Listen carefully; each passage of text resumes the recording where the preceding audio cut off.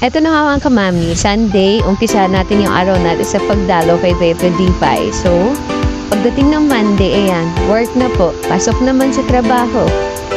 Pagbukas na elevator, dapat ready ka na. So, ayan, nag-factory worker kami para sa event namin sa Glorieta. After niya, nag-jogging kami. Then, uwi. Pag-uwi namin, ayan, lakad muna kami. Tapos, ayan, bus na po. Kinabukasan, ganun pa rin po. Work ulit. Balik ulit tayo sa pagtatrabaho. Kumain muna ako ng tutong sa umaga. Tapos, nagmerienda ako ng noodles. Then, work ulit. Ayan po. Daming work. Yan. Buti na lang nagpa-lunchables. Tapos, yan. Pag-uwi namin ng gabi. Umuwi na ako ng late yan kasi tinapos muna namin yung dapat namin tapusin. So, ayan na po yung kinabukasan. So, nag-lunch kami.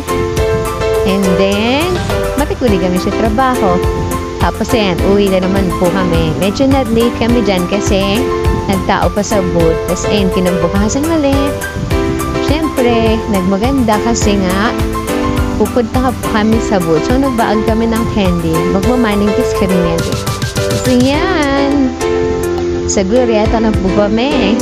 Tapos nag-lunch kami sa Inferno. Charot, sa isang restaurant na nakakauya. Tapos ayan po. Tapos waiting si driver. Siyempre, matapos ng isang mahabang linggo na pagtatrabaho, magsasaya naman po tayo dahil naimbitahan tayo sa isang birthday. Yan nga, hindi kami masyado chismoso dyan, magkakadikit na kami.